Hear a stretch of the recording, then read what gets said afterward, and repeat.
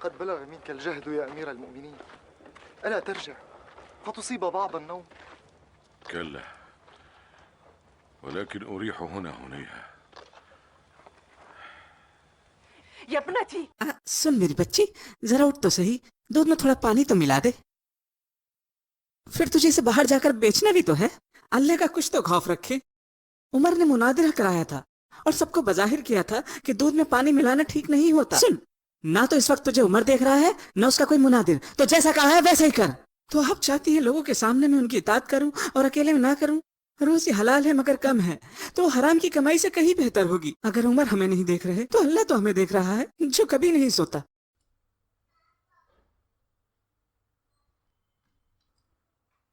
इस जगह को पहचानते हो असलम? तो कल जब हम यहाँ आएंगे तो हमें पहचान करनी है किसने क्या कहा, और ये भी जानना जरूरी है कि ये लड़की शादीशुदा है या नहीं।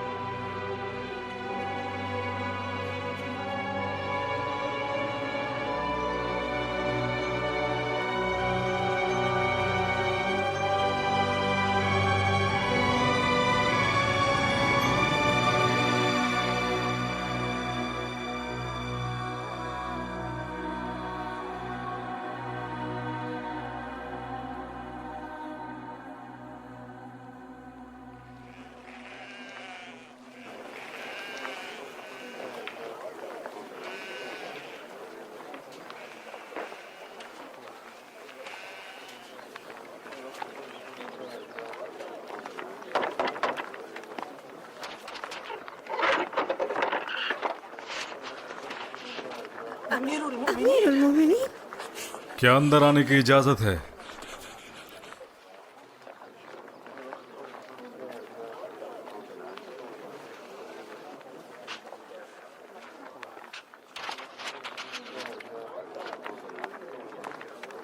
अमीरुल मोमिनीन, क्या बात है अमीरुल मोमिनीन? क्या हमसे कोई खता हुई है? क्या आप अपनी बेटी को बुलाएंगी?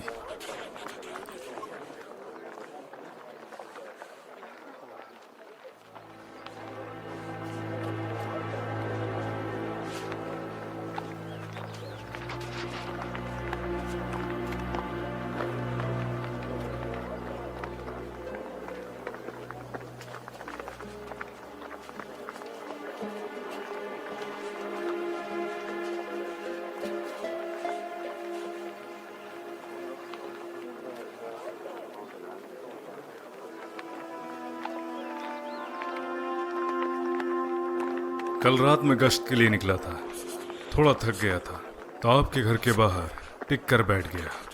मैंने आपके घर से आती हुई कुछ आवाजें सुनी दूध के सिलसिले में। तौबा या अमीरुल मोमिनीन, तौबा। अल्लाह हमारे गुनाहों को माफ करे, हम तौबा करते हैं। ये कोई बड़ा जुर्म नहीं है, लेकिन अल्लाह से डरो और दोबारा ये गलती मत करना। ठीक है या अमीरुल मोमिनीन, ठीक है। और तुम, कितने अच्छे अमल हैं तुम्हारे। मैंने तुम्हारे बारे में तहकीक की और मालूम हुआ कि तुम्हारी अब तक शादी नहीं हुई। क्या तुम शादी करना चाहोगी? ज़ैनब, ज़ैनब। ये मेरा बेटा आसिम है और कुंवारा है। जब मैंने इससे तुम्हारे बारे में बात की तो इसने रजामंदी दिखाई। मैं चाहता हूँ तुम इसे एक बार देख लो और ये तुम्हें देख ले। अगर तुम दोनों एक दूसरे को पसंद करते हो तो हम शादी कर देंगे।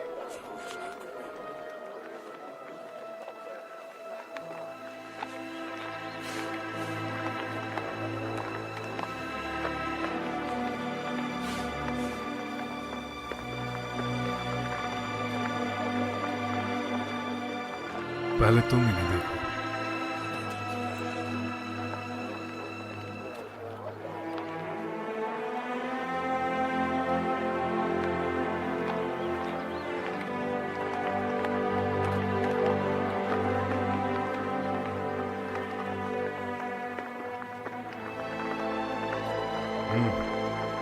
क्या तुम कबूल करती हो?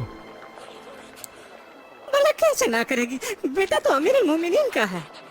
अब से आप इनके निगहबान हैं। देखिए बस थोड़ा शर्मा गई है। इन्हें अमीरुल मोमिनीन का बेटा समझकर हामी नहीं भरना। इनका खुद का कुछ नहीं है। अगर कुछ गलत किया तो मैं इन्हें दोगुनी सजा दूंगा। अल्लाह तुम्हारी जोड़ी सलामत रखे और तुम्हें नेक औलादों से नवाजे।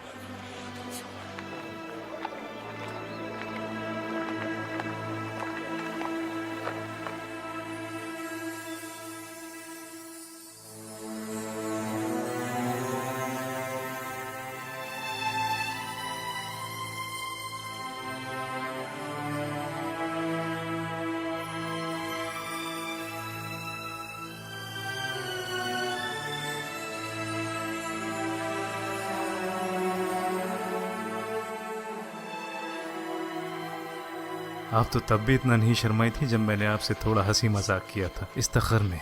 हमें तब कहाँ मालूम था आप किस तरह के बादशाह हैं, मलिकुल मलूक।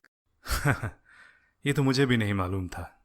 हाँ, लेकिन मेरी माँ ने मुझे ज़रूर बताया था कि मेरे दादा खुसरो परवेज़ यहाँ के अजीम बादशाह थे और कैसे उन्होंने मुझे मेरे चचा शिरोवे के हाथों से बचाया था। उसने मेरे भाई और बाप का भी कत्ल कर दिया और हर वो मर्द जो मेरे अब्बा की नस्ल से था।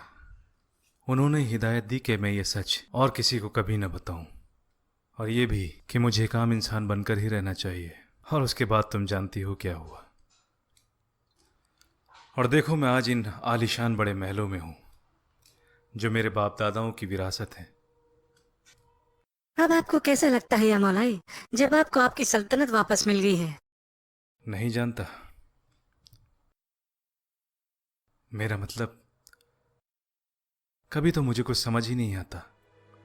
मैं तो बस एक आम इंसान की तरह था, और अब जब मैं देखता हूँ तो शहजादे, सिपह सालार, वजीर, खादिम सब मेरे आगे झुके रहते हैं, क्योंकि मैं अपने बाप दादाओं की आखिरी निशानी हूँ। बस मेरे एक इशारे पर किसी की भी जान ली जा सकती है, किसी को भी आसमान से जमीन पर उतारा जा सकता है और जमीन से आसमान पर पहुंचाया जा सकता है। यहाँ आकर ऐसा लगता है जिंदगी मेरे हाथों में है और मौत मेरे इशारों पर चलती है, और मेरे अंदर जैसे रूहानी ताकतें दौड़ रही हैं। ये मेरे बाप दादाओं का तख्त और ताज और ये सफ़ेद आलीशान महल, मगर इनसे मुझे खुशी क्यों नहीं मिलती? मैं नहीं जानता कि कैसे लोग इस तख्त को पाने के लिए एक दूसरे का खून बहाते हैं और जान के प्यासे हो जाते हैं। अब आपकी बारी।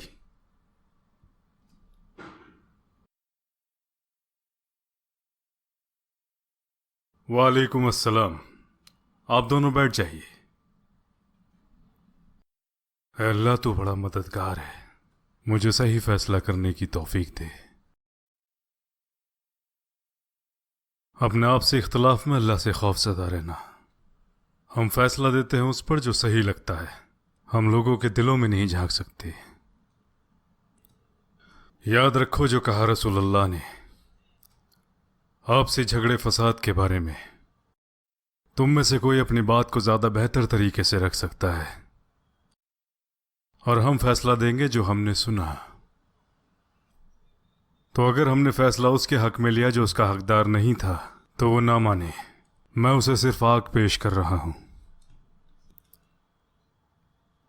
अब अपनी शिकायत बताओ दाहक, अपने साथी से पहले। यह अमीर अल मोमिनीन, उरैद में मेरा एक पानी का चश्मा है। मेरे चश्मे और खेत के बीच एक ज़मीन का टुकड़ा है मोहम्मद इब्ने मसलमा का। तो अगर मैं अपने खेतों को पानी देना चाहता हूं तो वो पानी मोहम्मद के खेतों से होकर जाएगा। ये मना करता है। मैंने इससे कहा, इसमें तो दोनों का फायदा है, तुम पीने का पानी भी ले सकते हो और खेतों के लिए भी, इसमें तुम्हें किसी भी तरह का नुकसान नहीं है। लेकिन ये मना करता है। इस बात से तुम्हें क्या परेशानी है? इसमें तुम्हें ही नहीं उसको भी फायदा है, तो क्यों भला अपने साथ उसका भी नुकसान कर रहे हो? मैं आपको बताऊं, ये मेरी मिल्कियत है या अमीरुल मोमिनीन। मैं इसके साथ जो चाहूं वो करूं, जैसे चाहूं वैसे रखूं।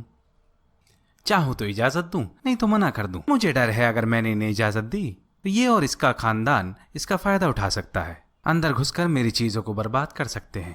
वो मेरी जगह है, कोई मुसाफिर खाना तो नहीं।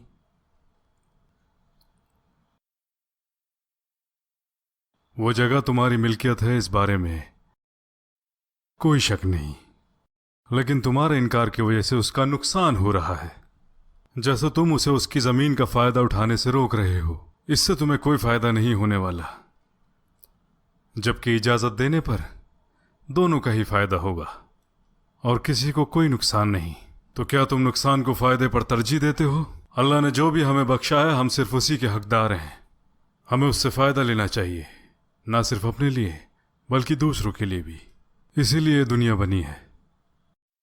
तुम इस बात का ख्याल रखोगे कि ये तुम्हारी जमीन को नुकसान ना पहुंचाए। अगर ऐसा होता है तो मैं सजा दूंगा। क्या इस मामले पर आप दोबारा गौर नहीं करेंगे अमीर अल मोमिनीन? इस मामले पर फैसला हो चुका है। तुम्हारी मर्जी के बगैर ही अपने खेतों तक पानी को पहुंचाएंगे, यही फैसला है।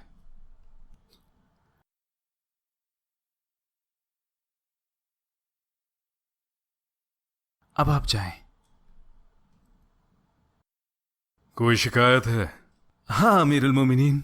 हातिब इब्न अबी बल्ता के खिलाफ? नहीं, उनके खादिम के। ये मेरे लिए काम करता है अमीर अल मोमिनीन। क्या किया इसने? इसने मेरी ऊँटनी चुराई है। क्या तुमने किया? हाँ अमीर अल मोमिनीन।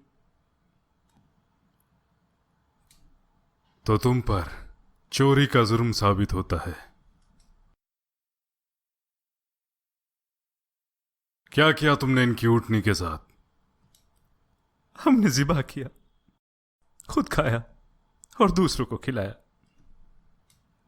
लेकिन तुमने ये क्यों किया? बताओ। किसी से डरने की जरूरत नहीं। भूख अमीरुल मोमिनीन हमसे बर्दाश्त न हो सकी। क्या तुम इन्हें खाना नहीं देते हातिब? ला हौला वला कुव्वता इल्ला बिल्लाह। भला तुम्हारी इंसानियत कहां चली गई? ये तुम्हारा मुलाजिम है और तुमने इन्हें भूखा रखा। अगर इनमें से कोई वो भी खा लेता जो अल्लाह ने हराम किया है तो कोई गुनाह नहीं होता। जैसा अल्लाह का हुक्म है, जिसने अपने जीने के लिए वो खाया जिसकी हमने मनाही की है, तो उसने कोई गुनाह नहीं किया। शक की बिना पर जो सजा मैंने इनके लिए मुकर्रर की थी वो मैं माफ करता हूं। शक की वजूहात पर मुकर्रर सजाएं भी माफ की जा सकती हैं। तुम तीनों जा सकते हो।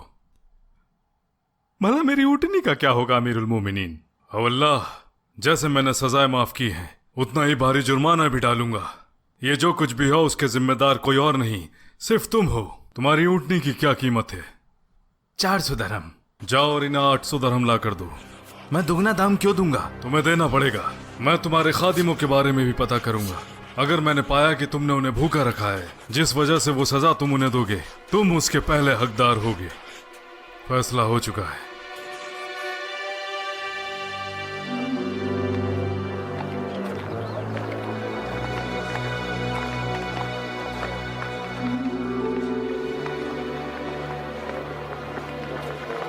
अस्सलामु अला अमीरुल मोमिनीन। वालेकुम अस्सलाम व रहमतुल्लाह। एक सलाह चाहता हूँ। बोलो। यह अमीरुल मोमिनीन, जाहिलियत के दिनों में एक दिन मैं अपनी बेटी को जिंदा दफनाने निकला। जब मैंने उस पर मिट्टी डाली, लेकिन मेरे दिल को ये नागवार गुजरा। फिर वो और मैं मुसलमान हो गए। मगर जब वो जवान हुई, उसने एक बड़ा जुर्म कर डाला।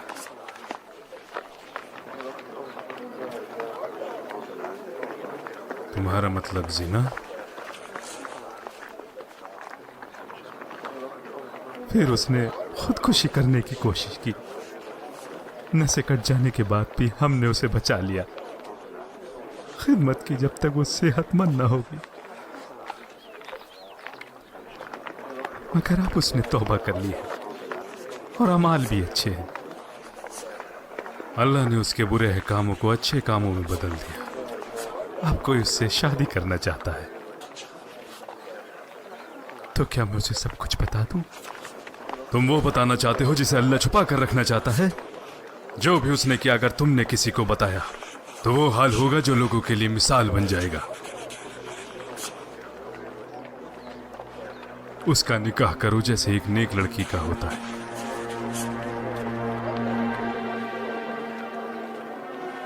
मेरी तकलीफ आपने दूर कर दी अमीर अल मोमिनीन। अल्लाह आपको हर फिक्र से दूर रखे दुनिया और आखिरत में। खुद को क्यों अजाब में मुब्तला कर रहे हो? ये मेरे लिए एक तकब्बुर का हिस्सा है जिसे अल्लाह पसंद नहीं करता। मैं भी तुम्हारी तरह मुसलमान जमात से हूँ, लेकिन मेरी आजमाइश तुम लोगों से ज्यादा है, मेरे ओहदे की वजह से। अब आप जा सकते हैं, अल्हम्दुलिल्लाह।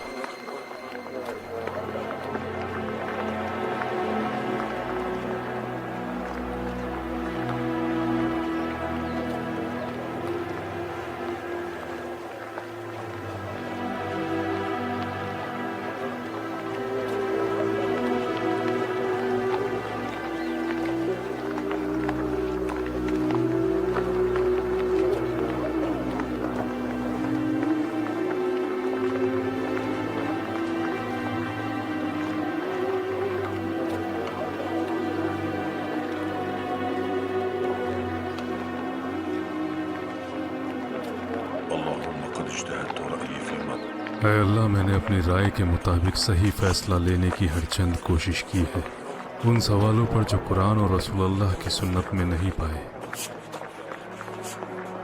मेरा मकसद सिर्फ और सिर्फ सही रास्ते पर चलना है। तेरे दीन की मेरे दिल में बस यही समझ है। अगर मैं सही फैसला करता हूँ तो ये तेरी तौफीक की वजह है, और अगर मैं गलत हूँ तो ये मेरी नासमझी है। हम तेरे ही गुनहगार हैं और तुझसे पनाह मांगते हैं।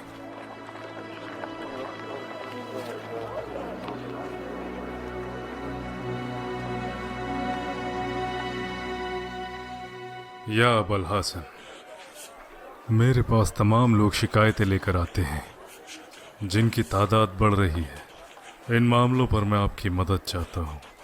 कुछ फैसले आप लें और कुछ फैसले मैं लेता हूँ। आप इल्म का खजाना है और उम्मत के इमामों में से एक इमाम है। मान लीजिए किसी मसले पर मैंने फैसला दिया और आपने मेरा हुक्म सुना, लेकिन आपकी राय मुत्तफिक है, फिर क्या करेंगे? अगर हुक्म अल्लाह की किताब और नबी की सुन्नत पर हो तो भला इख्तिलाफ क्यों होगा, और आपसे बेहतर इन्हें कौन जानता है। और जो फैसला कुरान और सुन्नत में ना हो उस पर आपसे मशवरा होगा। जहां हम बराबर हैं, हर कोई सही नियत से ही फैसला लेता है, और मैं किसी ऐसे फैसले को नहीं बदलूंगा जिस पर अबू हसन की राय कायम हो, चाहे मेरा नजरिया मुख्तलिफ ही क्यों ना हो। तो फिर मैं मदद करूंगा या अमीरुल मोमिनीन। अल्लाह मुझे हमेशा वहां रखे जहां अबुल हसन मौजूद हो। ऐ लोगों, हम कुछ ऐसे मामलात के गवाह हैं जो रसूलुल्लाह के ज़माने में नहीं थे, और जिनके बारे में हमें अल्लाह की किताब में भी हुक्म नहीं मिलता। उस पर फैसला अपनी समझ के मुताबिक और दीन के मुताबिक लोगों का ध्यान रखते हुए करते हैं। अपनी राय के मुताबिक रसूलुल्लाह फैसला लिया करते थे जो अल्लाह उन्हें बताता था, मगर वही का सिलसिला खत्म हो चुका है। तो अगर हम किसी मसले पर राय दें और फैसला करें तो कोई ये न कहे कि यह अल्लाह का हुक्म है।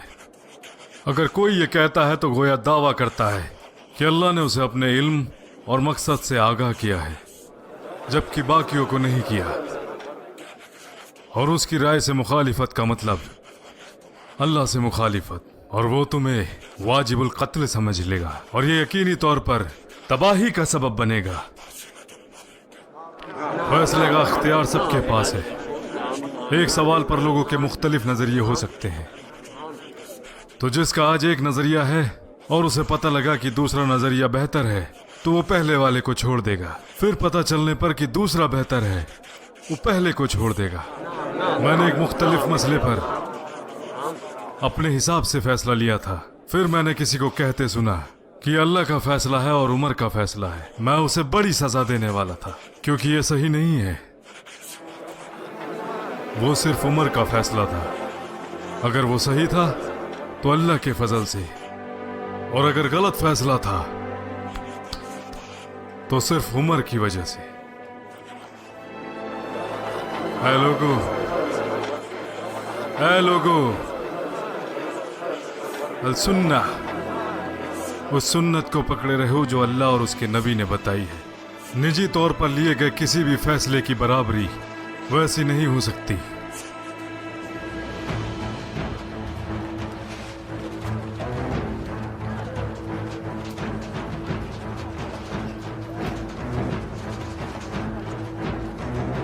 अस्सलाम वालेकुम।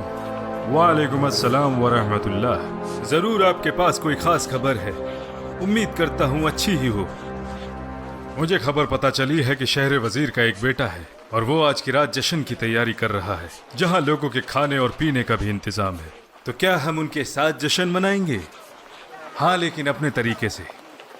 मुझे पता चला है कि बहुत सा खाना और शराब शहर के पहरेदारों को भी भेजेगा।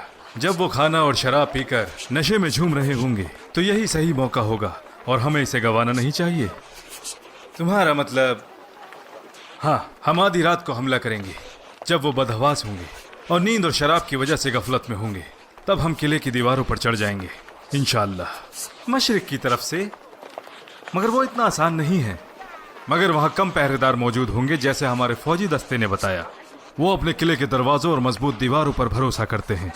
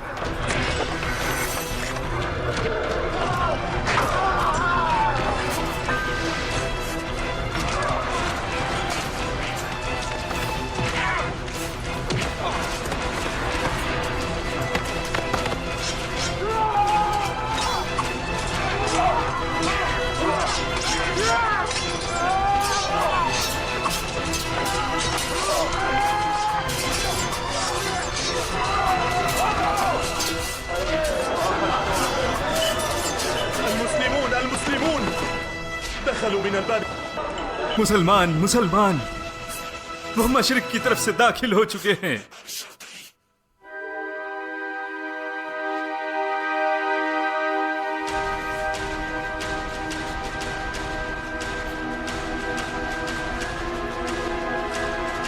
पीछे हटो।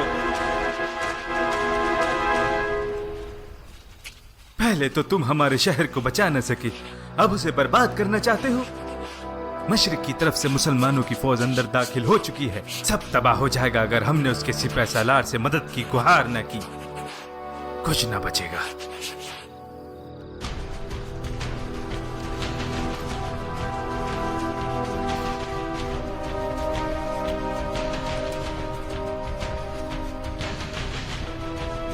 मुसलमान अंदर दाखिल हो चुके हैं मशरिक की तरफ से।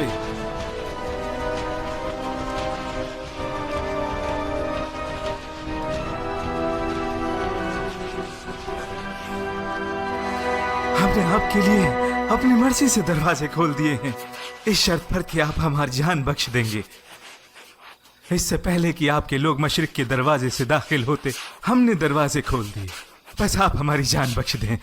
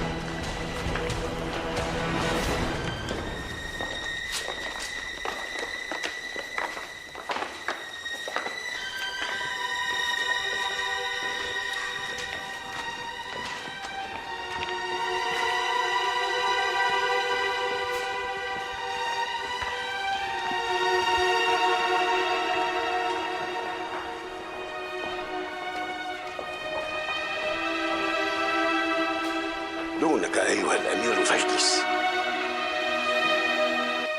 क्या आप इस तख्त पर बैठना चाहेंगे?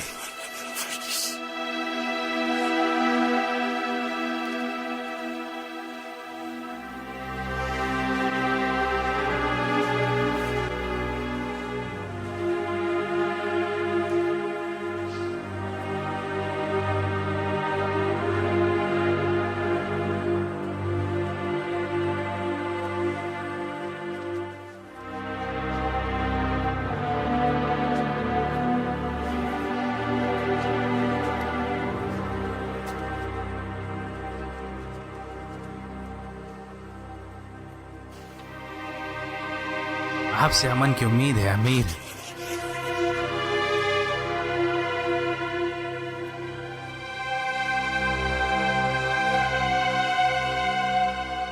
हाँ, हम जबरदस्ती अंदर दाखिल हुए और रोमी सिपाहियों ने भी हमें रोकने की कोशिश नहीं की। उसके फौरन बाद शहर से कुछ लोग अमनो अमान के साथ हमारे पास आए। उन्होंने सामने खड़ी रोमी फौजों से मुकाबला भी किया और हमारे साथ जंग करने से भी रोका। ऐसा करके उन्होंने रोमी फौजों के खिलाफ खुद को साबित कर दिया कि वो उनके साथ नहीं है। तो मैंने उनसे उनकी जानो माल, इबादत की जगह और शहर की दीवारों की सलामती का वादा किया। अल्लाह का वो वादा जो उसके रसूल के अहकामात, खलीफा और मोमिनों की तरफ से सलामती का वादा है। अब कोई भी उनकी तरफ बुरी नियत से नहीं देखेगा। उनको जजिया देना होगा और हम उन्हें उनके दुश्मनों से महफूज रखेंगे।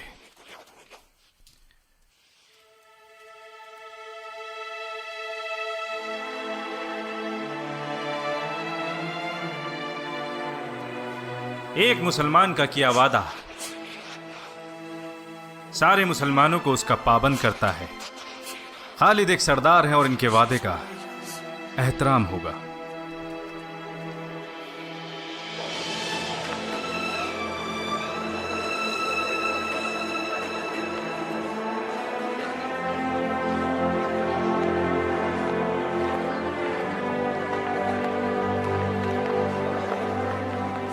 ए लोगों, बताओ मुझे, क्या मैं ख्वाब में हूँ? क्या ये वही दमश्क है जहाँ आकर हम तिजारत किया करते थे?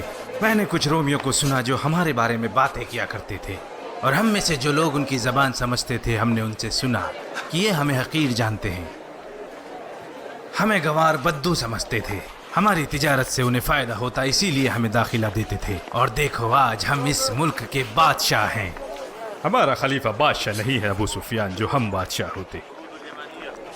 जो चाहो वो कहो, मगर अब यहाँ के लोग हमारी बात मानेंगे और हुक्म भी। ये वही है जो अल्लाह और उसके रसूल ने वादा किया था। उनका वादा सच्चा है। काश अबू सुफियान जल्दी इस्लाम में दाखिल हुआ होता तो उसकी हैसियत भी इस्लाम में एक सरदार की होती, जैसे पहले हुआ करती थी।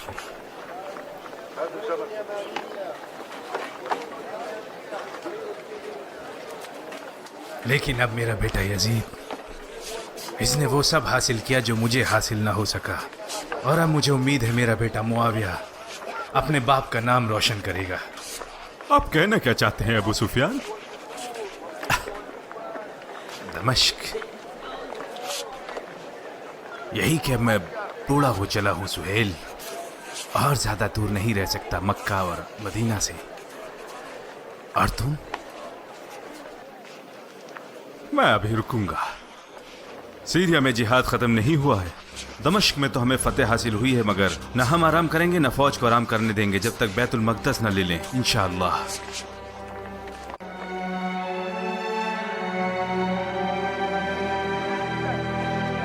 आपका बहुत खैर मकदम है अबा ज़ैद। इतने लंबे सफर के बावजूद भी आप बिल्कुल जवान दिखाई दे रहे हैं। क्या ये दमश्क की हवा का असर है?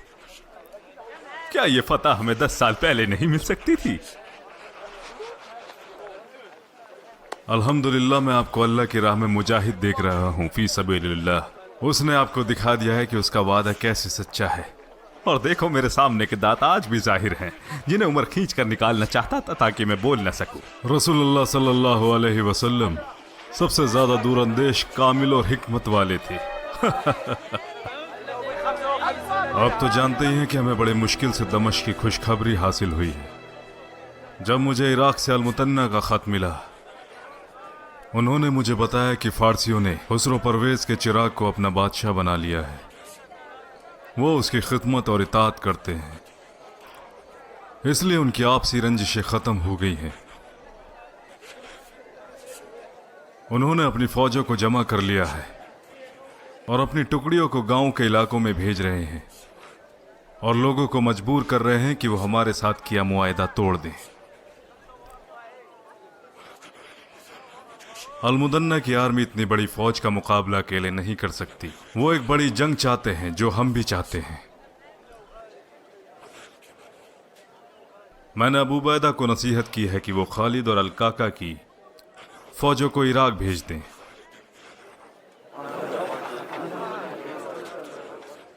और इसके बारे में बताया है अल-मुतन्ना को भी, नसीहत के साथ कि फारस के शहरी इलाकों से अपनी फौजों को हटा लें और उन्हें खुली जगहों पर ले जाएं, और अपने फौज को फारस के करीबी ठिकानों पर तैनात करें।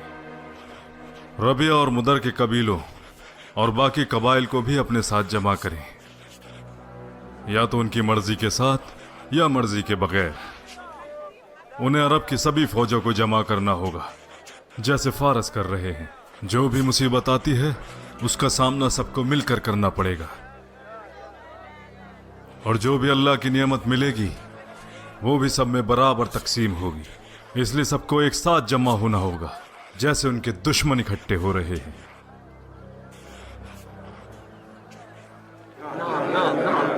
जब वो इकट्ठा हो जाएंगे मैं उनसे मिलने जाऊंगा, और मेरी जगह अबू अल हसन संभालेंगे। अगर आप फौज के सदर बनकर इराक कूच करेंगे, हमारी समझ से ये सही तरतीब नहीं है। इस बड़ी जंग में आपको हराया भी जा सकता है और आप हलाक भी हो सकते हैं। हमें डर है कि उसके बाद मुसलमानों का मुस्तकबिल क्या होगा। लेकिन क्यों ना आप मदीना में ही रुककर अपनी फौजों को तनकीद करें और मुस्लिम सल्तनत को संभालने में मदद करें। अगर हमें फतह नसीब होती है, जैसी कि हमें उम्मीद है, तो सब कुछ पहले की तरह ठीक हो जाएगा। नहीं तो आप एक के बाद एक फौज भेजें जब तक कि हमें फतह न मिल जाए इंशाअल्लाह। अगर सब इसी राय पर मुत्तफिक हैं तो फौज की क़यादत कौन करेगा? खुद शेर ही करेगा। साद इब्न अबी वक्कास।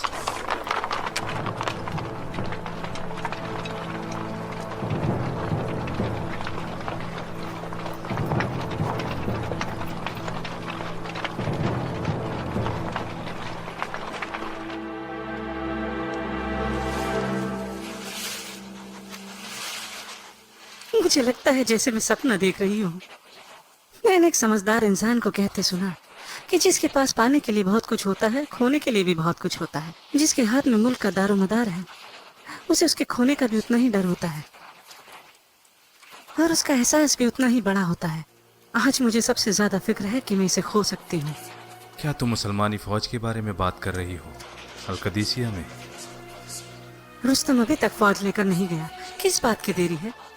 जब भी मैं उससे कहता हूँ, वो कहता है कि हमारे अंदरूने मुल्क मामलात अभी तक नहीं सुलझे और उसके जंग में जाने से ये और ज़्यादा ख़राब हो सकते हैं, और ये भी कि हम उन्हें छोटी जंगों में मसरूफ़ रखें। उसने नसीहत दी कि जालिनूस को फ़ौज का सिपह सालार बनाकर भेजा जाए, क्योंकि हमारे सितारे अभी ठीक नहीं चल रहे। आपको रुस्तम को बुलाने या मशवरे की जरूरत नहीं है। आप उसे हुक्म दें और वो इताअत करेगा।